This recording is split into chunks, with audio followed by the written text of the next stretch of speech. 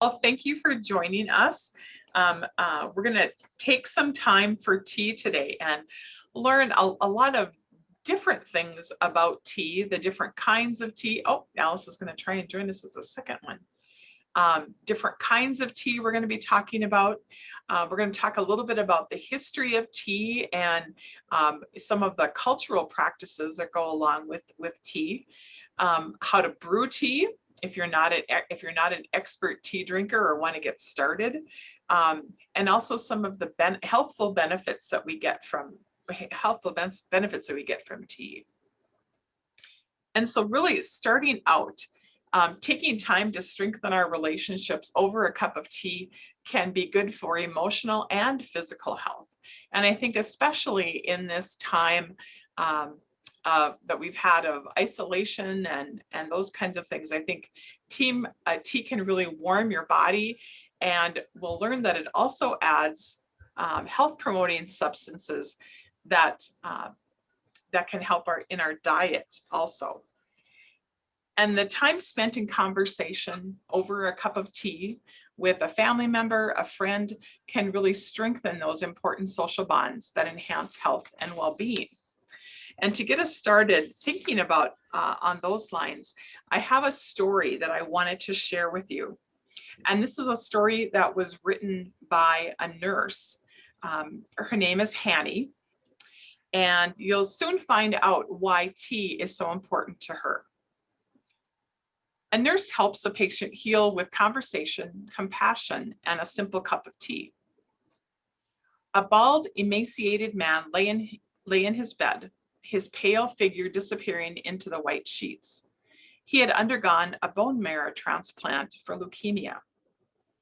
I tiptoed in. "Hello, Mr. Jensen. I'm Hanny, your nurse." He nodded and closed his eyes. I checked his vital signs. "Would you like some soup?" I asked. He shook his head. "I just want to sleep." I came back later with medication. Grimacing, he took it and sank back against the pillow. I offered him the paper, but he wasn't interested. Feeling defeated, I left.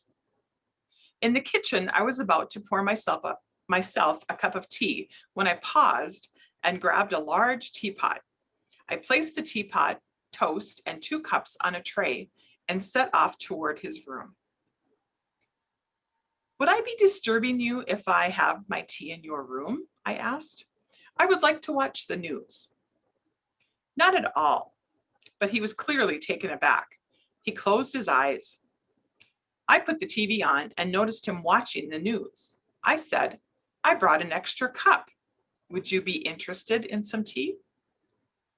"Well, maybe I'll have a cup," he said. We watched in silence until I noticed that he was nodding off. As I left, he asked, "Are you in tomorrow?" I smiled. "I am, and I'll have tea with you again, if you like." "I'd like that," he said. The next night, he had 2 cups of tea and a piece of toast, his first solid food in a month. The third night, he told me about his wife, children, and his job as a manager of a supermarket. He lived far from the hospital and his family hadn't been able to visit. His town was near where I grew up. On the 4th night, he got out of bed and sat in a chair. A few days later, his bed was empty. He had recovered enough to spend his recuperation near home. 4 months later, when I was visiting my parents, I was out shopping when I heard a booming voice. "Hanny, it's so good to see you." I almost didn't recognize Mr. Jensen. He gave me a big hug. "This is Hanny," he said, introducing me to his wife. "She saved my life with a cup of tea." Now, here was a nurse with all the medicinal things and all her training and all these other things that she had around her. Yet it turned out that having a cup of tea with him was really the medicine that he was looking for and the ticket that he needed. And that's one of the pieces of tea and its history, is that not only is it something that is warming to our body and makes us feel good inside, but it also makes our mood change. Sharing that cup of tea with someone else is such a connection. And so I think right now in this time that if we are feeling confident that we can be safe and share a cup of tea with somebody, this is such a great time to maybe step out and offer that up. And there is Alice. All right. So we're going to talk about today, we're going to talk about the different tea varieties. We're going to talk about oolong, green, black, white, and herbal. And just keeping in mind that most of these teas are really all a benefit of a plant called the Camellia sinensis. This is the source of tea leaves for all the regular tea varieties. And how they differ is in their processing. Each of them have a different degree of processing or oxidation of these fresh tea leaves, and that determines what type of tea is being produced. And each of the varieties listed here are the ones that we are going to be talking about today. So our first one we're going to be talking about is black tea. Now, Carlene, I asked if you had a cup of tea handy, and you said you didn't. So I don't know, are you a tea drinker at all? No, hardly ever. I'm so big into coffee. Okay, okay. I do like tea, but I don't hardly ever drink it. I don't know why. I got a lot of tea in the fridge. I think it might keep indefinitely. I'm not sure, but so yeah. Okay. So if you do you have a favorite tea, even though you don't drink it a lot? I like the flavored teas Okay. versus We're like, mhm, I don't know, the different flavors mhm, I prefer rather than the plain tasting teas. So okay, okay. Alice, how about you? Are you a tea drinker?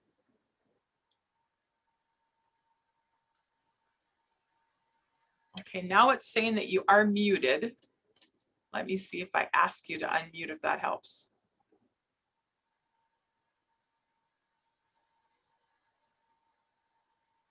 We'll try it that way. There we go. Yes, Okay, can you hear me now? we can. Okay. Yes, I'm a tea drinker. This is one of my tea bag holders. I have tea in my cup now. I do So too. I drink a whole lot more tea than I do coffee. Coffee is kind of only if somebody else is drinking it. Okay. So if you have a favorite, what would your favorite be? There's a tea made by Bigelow called Constant Comment. Mm-hmm. And it's got orange peel and spice in with the black tea. And that's one that I like a lot. Oh, that's a favorite of mine too. I'm drinking Earl Grey. That's kind of my go-to, especially in the morning. I enjoy that. And that is actually one of the black teas. Kelsey, how about you? I know you said you drink some tea. Do you have a favorite? I think probably a majority. Like I grew up drinking tea with my grandma all the time, and so we always had black tea. Mhm. So I always do just a decaf, just add a little bit of honey, sometimes lemon in there. But I enjoy a lot of different herbal teas, flavored teas as well. There's like a true blueberry. There's some different raspberry ones out there. Mhm. Really, I do a lot of different ones and stuff, but what I'm really curious about is I've heard about oolong, and I don't know anything about oolong, but I've heard about people talking about it, so I'm curious to learn about that today. Okay, well, good deal. Well, that gets us started. So black tea is the first one we're going to talk about. And this is the tea that has been fully oxidized, hence its name, black tea. About 60 to 90 minutes, it's fermented. And so that's what gives it the hearty flavor, really robust flavor. And it also gives it a deeper amber color. So this would be a tea that would be darker in color, similar to when you're thinking about coffees and how blacker coffee has more flavor, deeper flavor. So some of the popular black teas are like Earl Grey that I mentioned. An English breakfast tea would also be considered that. Darjeeling and then orange pekoe. Now, orange pekoe, I'm sure all of us have seen, if we've been in a restaurant, if they have tea available, just the plain old tea, plain old black tea, they'll probably have a tea that's called orange pekoe. Give me a thumbs up if you've seen orange pekoe somewhere in a restaurant or someplace, okay? Have you wondered about why it's called orange pekoe? Because if you've grabbed a bag, does it taste like oranges? No, it has no orange flavor to it at all. It is really just plain black tea. And so the reason, what they think, the reason that it has that name to it is because way back in the early tea trade, there was, when they first began trading tea between the West Indies and England, there was a royal family, a Dutch royal family that was heavily involved in the tea market. And that royal family was the family of Orange, was their name. And so they stamped their name on this tea that was being shipped. And so soon it became orange pekoe. And they believe that pekoe actually came from kind of a derivative of a Japanese word for tea.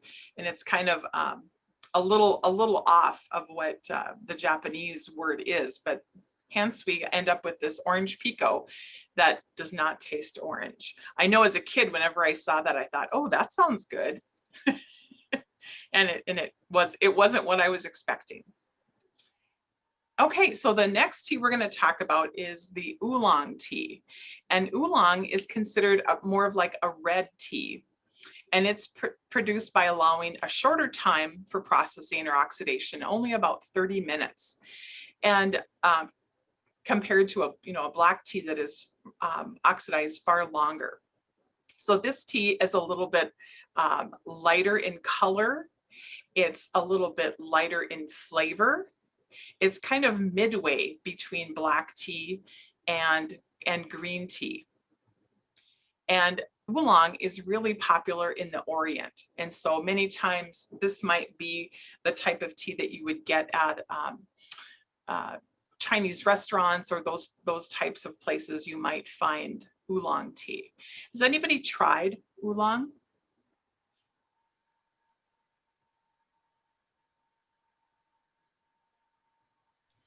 I think Alice has. Okay. Yep. Yeah. There we go. There she goes. Yep, I have. Okay, and it's very mild. It's a really mild tea. And so for somebody who maybe doesn't like the robust flavor of a black tea, that might be one to consider.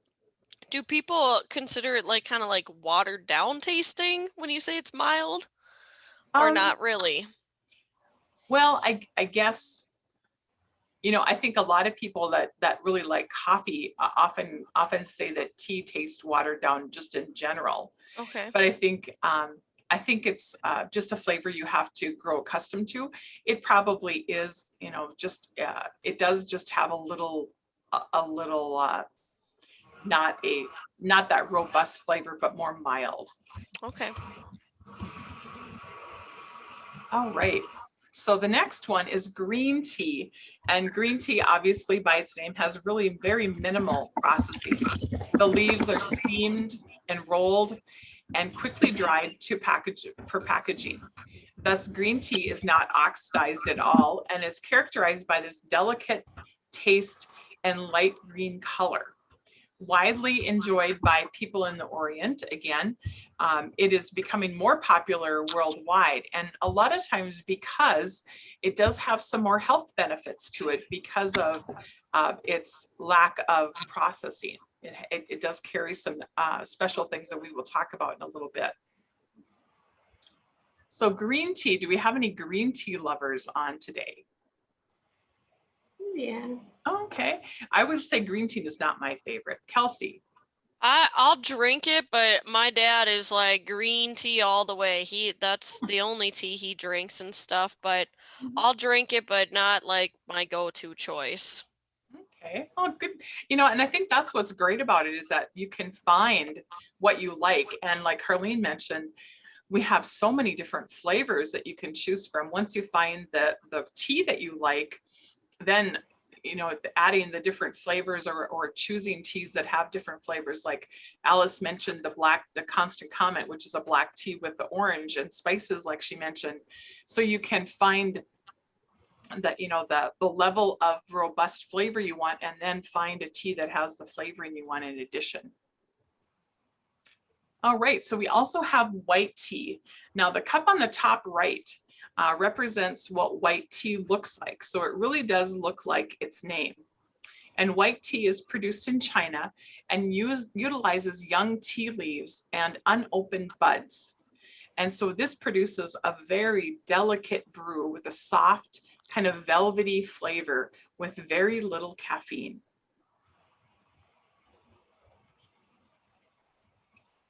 And there are a lot of white teas on the market, and a lot of times white tea is paired with herbs to bring it some different flavors. So you'll see white tea and peach, or you'll see some different types of flavors that are added to it to kind of enhance that very mild flavor. And then, of course, we have herbal teas, and they're produced from various herbs or plants, and we can utilize leaves, stems, roots. It really depends on what you're intending to make, what you're intending to use. And native cultures around the world have used native teas for medicinal purposes for years and years. Now, a few years ago, I was in Colorado for a national meeting. I had the chance to tour Celestial Seasonings, which is a company that really started from the herbal tea venue, and they have now since expanded into other teas also. But if you are in that area, if you have an interest in teas, they have it's a real fun tour, and it's, at least at the time, it was totally free. You could come in and see all the different herbs that they have. And the one interesting thing that I wanted to share about them, they're in Boulder, Colorado, and they had, just briefly before we were there visiting, they had an issue in their plant. One of their big overhead doors wasn't working, and it happened to be in their mint room. And they have a special room where all the mint is kept, because even if you have teas at home, if you have mint tea, if you don't keep that separate from something else, everything is going to be mint. So they have to keep all their mint in a special sealed off room. And when I say room, I mean, this is a big, huge warehouse. So this big 20-foot door, it broke. Only the problem was that it broke open. And so it was left open. And they said that the whole town of Boulder smelled like mint for like a couple weeks, because that is so potent. And it really was. I mean, when we walked into the mint room, they basically handed everybody Kleenexes, because when you walked in, your sinuses went, whew.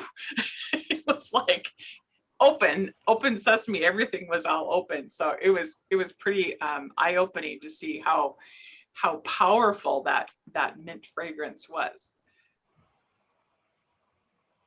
So herbal teas, what kinds of experiences? And I know, Carlene, you mentioned you like flavors, and so I'm thinking maybe you have some herbal teas that you like.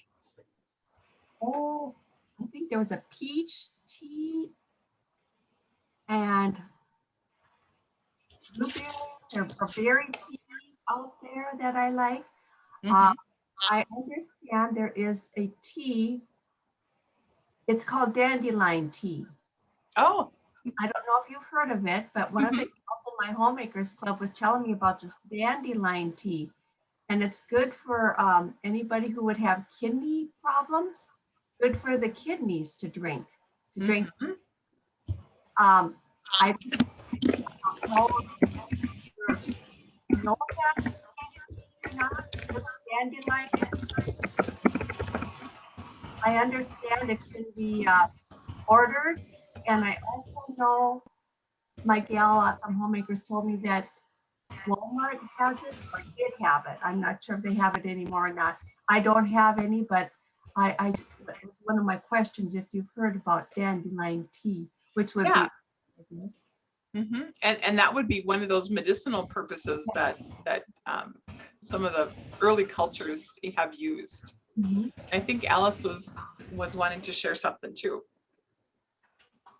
Oh, I can, okay, I can just try sharing. I got a chamomile growing kit for Christmas that is now about a couple inches tall. So that's supposed to turn into a chamomile tea later on. Oh, that will be fun. So anyway, it's growing and looking healthy right now. Well, that's the first step, right? Yeah, I guess. Yep. Yep. But I do have several herbal teas. One of them I don't care about is Saskatoon berry one, and it's just kind of, I don't know, a little more tart than I'd like. And I suppose if I add some honey, it'd be better. But yeah, it's fun to see all the different herbal teas and all the different flavors you can come up with. That they come up with to bring out the different flavors in them. Okay, so now we've kind of covered all the different types of teas. Let's talk about some of the history and culture behind tea. Tea is really the primary beverage for many different cultures. Tea appears to have originated in China with exports for at least 1,000 years. Other Asian countries also have a history related to tea production and use. The Japanese tea ceremony is a traditional ritual influenced by Zen Buddhism, in which a highly trained tea practitioner serves green tea to a small group of guests. In the 1600s, an English trade company was established and began to bring goods and including tea from the Orient to England. And England began to use tea, and soon it became the primary beverage. In fact, the first thing I think of when I think of tea sometimes is I think of England. Afternoon or low tea was established as an elegant snack served in the late afternoon around 3 or 4 p.m. with small cakes, assorted sweets, small bread and butter sandwiches, and tea. Initially, the upper classes primarily served low tea. But then the English began to serve high tea later in the afternoon or in the early evening.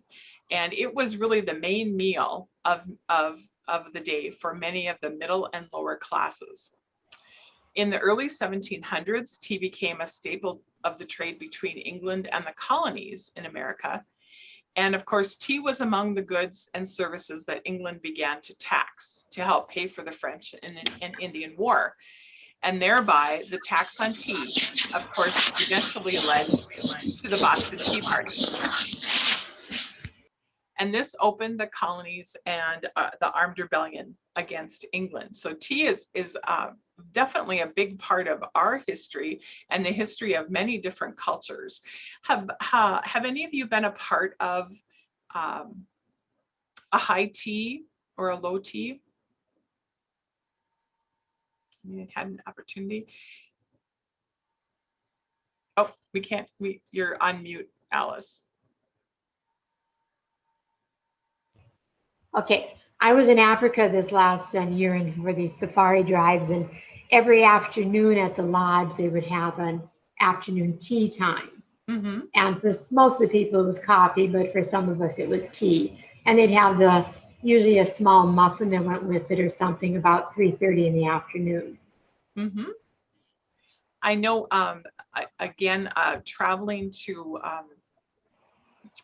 West Virginia area, it was at a very southern resort, and I say it has a lot of history to it.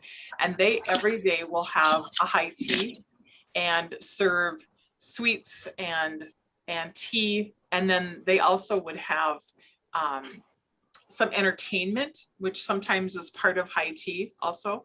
And I know just recently they have changed, but it used to be you also had to dress for high tea.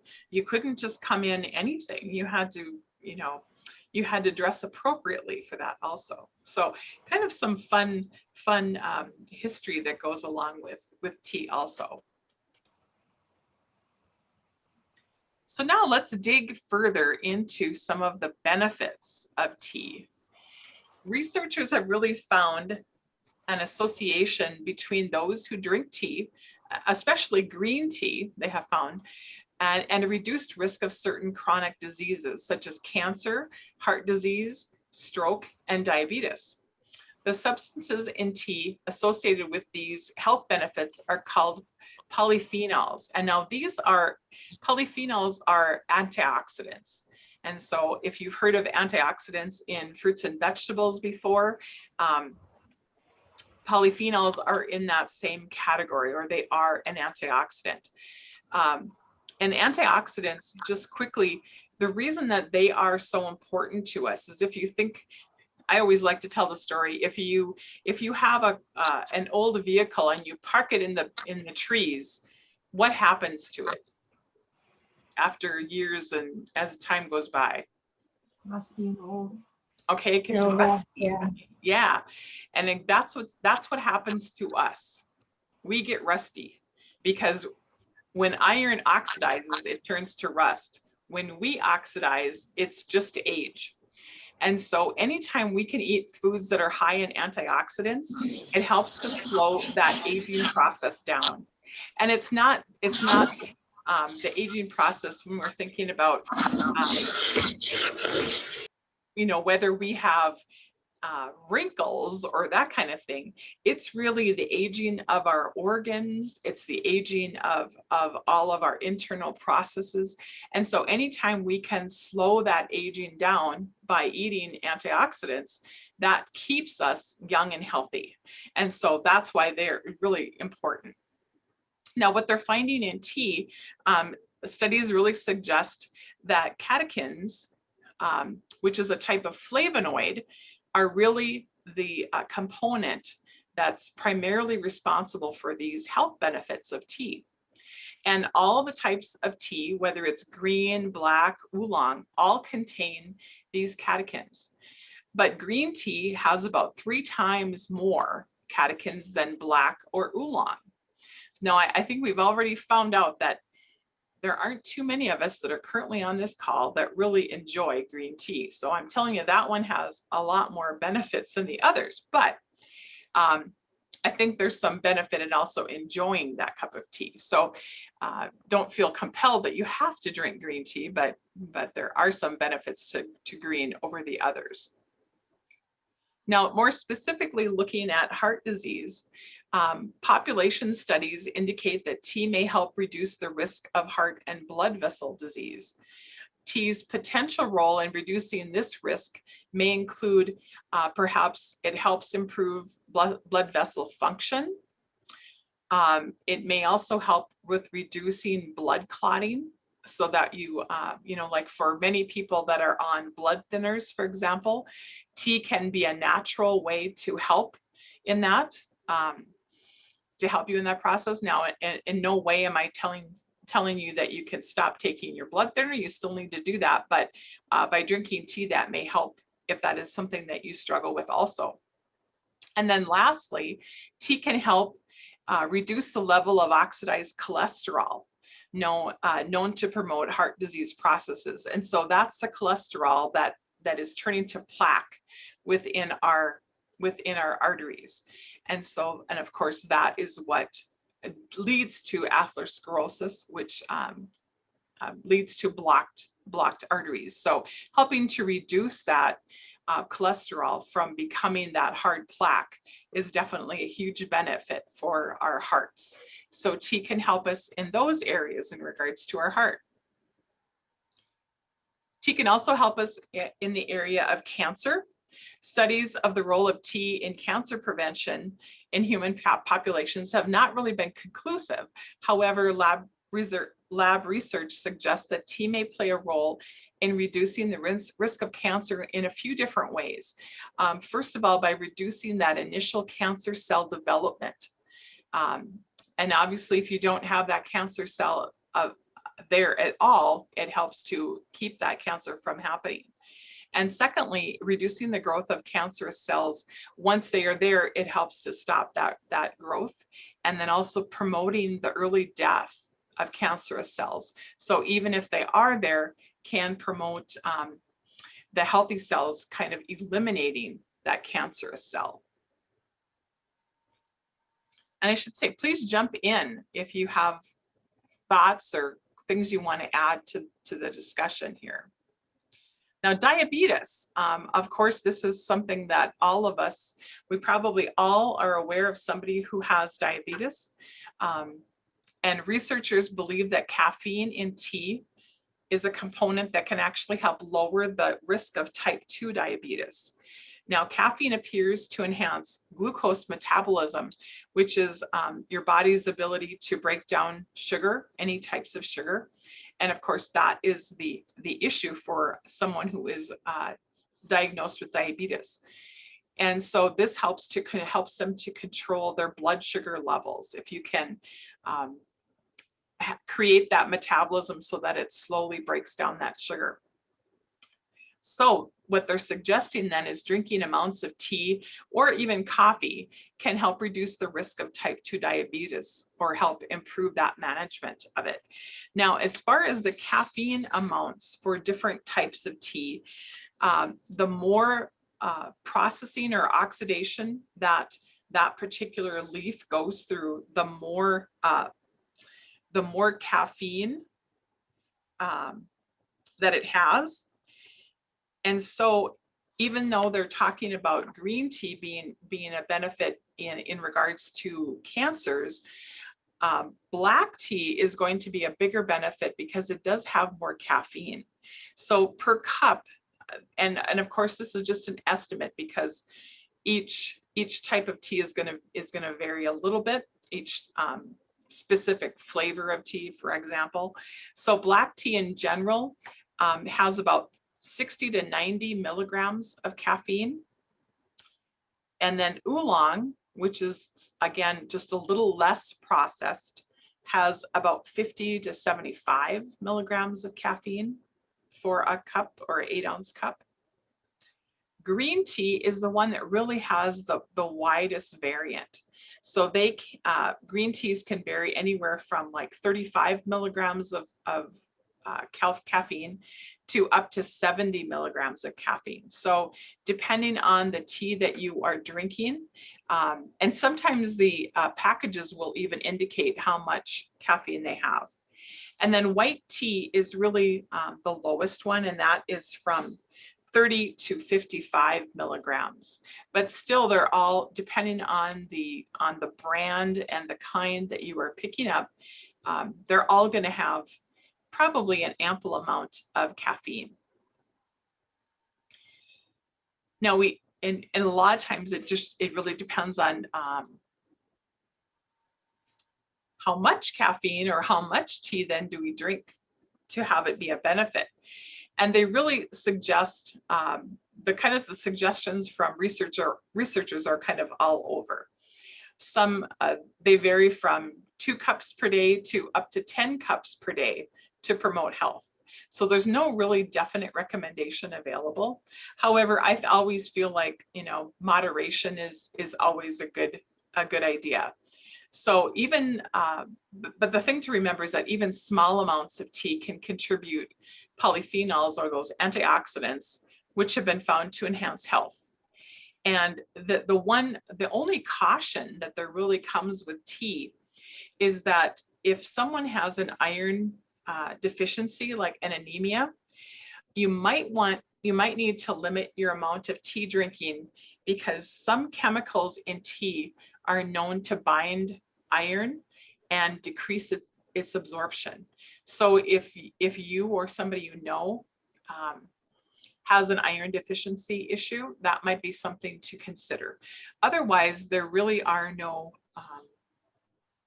reasons why not to drink tea, because they do have so many other benefits. So how to brew tea? And now I would say there are correct ways, and there are ways that everybody does it. But this is what is considered the proper way to brew tea. So first, we're supposed to bring freshly drawn water, preferably not softened or hard water, to boil in a glass or enamel container, and then remove it from heat and cool for 1 to 3 minutes.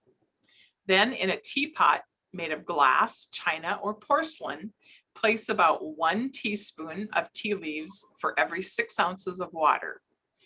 Allow the tea leaves to move freely in the water, and this is referred to as a blossom. And then strain it when poured. If using an infusion basket or a tea ball, select one large enough to allow the leaves to move within that ball. And the length of brewing time will affect the flavor, of course. So usually steep your tea for about 3 to 5 minutes. And it's fun to experiment with the brewing time to get the desired flavor that you are looking for. And sometimes you can also follow the manufacturer's directions. I know that some herbal teas ask you for different temperatures of water to allow the best brewing and steeping time. And so once the tea has been allowed to steep, then if need be, you might need to warm that cup of tea again, or it's also nice to warm that cup before you actually serve the tea into a cup. Because if you pour your wonderful tea into a cold cup, then you're not going to have that nice warm, your tea won't stay nice and warm. Oh, and I see Alice had a question in the chat. She asked, what do they serve at the rice bowl? You know, I am not positive. I haven't had tea at the rice bowl for a while. But, you know, that would be a good question to ask them. I would guess that it might be an oolong, but I am not sure. Anybody else know?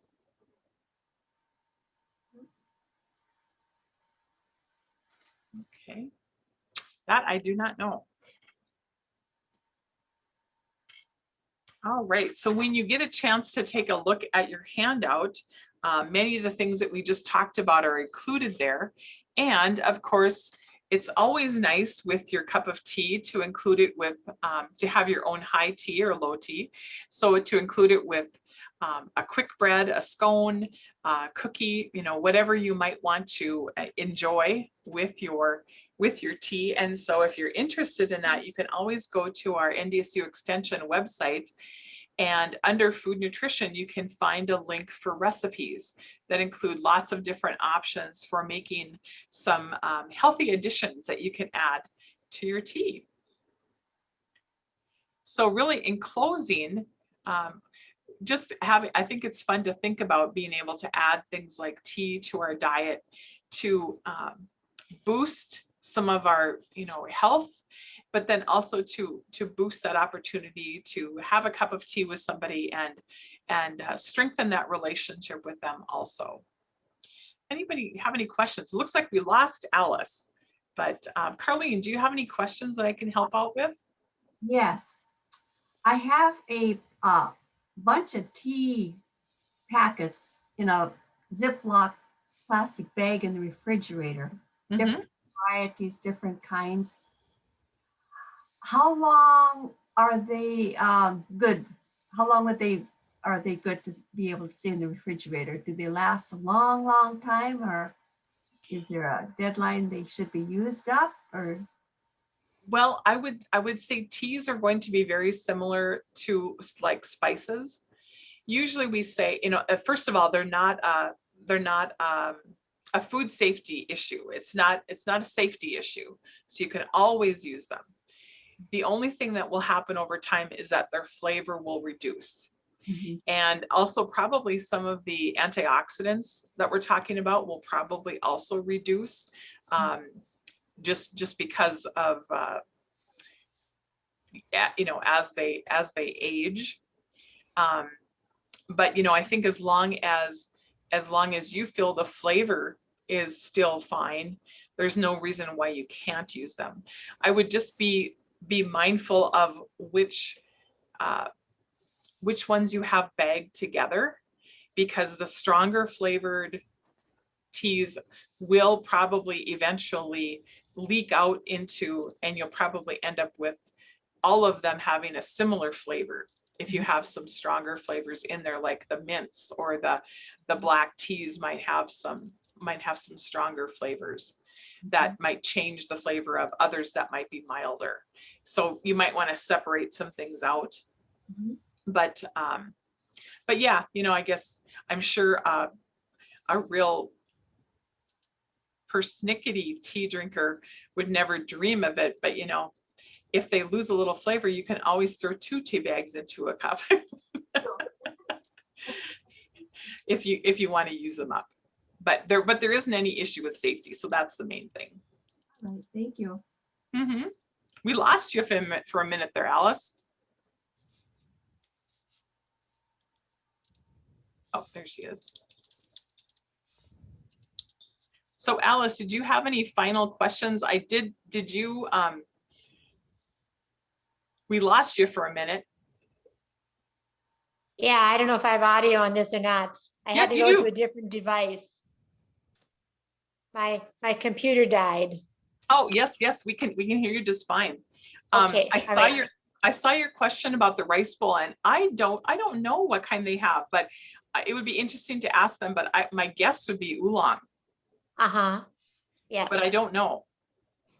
Well, I got through most. I think I missed a little bit when my computer died.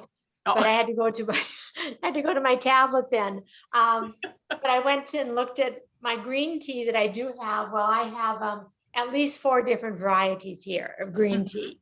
mm-hmm. My favorite is the blueberry, but I don't know. My husband's been getting into green tea with ginger and lemon in it, so that's the next one that we're into now. Mm-hmm. Okay, well, good deal. Well, I think you might have just missed how to brew it, but I think you probably already know. Well, it happens anyway, so I just brew it. And I think you should have received in the email from Kelsey, you should have received a link to the handout. And I know you can't see this very well, but the handout that's Take Time for Tea. And that Yep. really has most of the things we talked about are included there. And, Yeah. the other thing I will say is that if, a fun little outing can be, we have a wonderful tea store in Bismarck. I hope it's still there. I haven't been there for a long time now. But steep me, is it? Steep me a cup of tea or something. Yep. Yeah, steep Yeah. me. Yeah. And so that, it's a fun place to go look and check out. A lot of times you can try a tea before you would purchase it, but you can, but that's kind of a fun little outing. And also I know they have lots of fun in many places in town. They have lots of fun things, like if you're looking for a tea ball, or if you're looking for, something to start using more loose tea rather than always a tea bag too, which can be fun. So any other questions? Well, I have a question for Kelsey. So can Kelsey hear me? I Yes. sure can. Okay, with my window box wellness, we're growing. The dill looks kind of sad and tall and falling over. But I'm also noticing I'm getting little flies Just right around the herb garden. right around the herb garden. Yeah, which I have other plants in the same area, and they don't seem to be hanging on the other plants. It's just the herb garden that I'm noticing. So I would definitely try to maybe do some like first of all, if it's not too many, just spray them like a jet stream of water. If you start to get a few more, then you might want to look at getting like a horticultural oil or insecticidal soap that is labeled for the herbs you have, Alice. Okay. Yeah, because I have something called a spectricide to spray plants with, but I don't really want to throw that on the stuff that I might choose to flavor something. Yeah, definitely. Yeah, I would just try if you can, like a jet stream of water, just to kind of get rid of maybe the few that you have. They don't seem to be like outgrowing the container, do they? No, not yet. Okay. And a couple things too, even if you have a couple plants that are looking sad, have you been actively fertilizing yet? I guess I probably haven't, but Okay, a little boost of fertilizer would probably do them really well. mhm. Okay, yeah, the flies are just making me sad.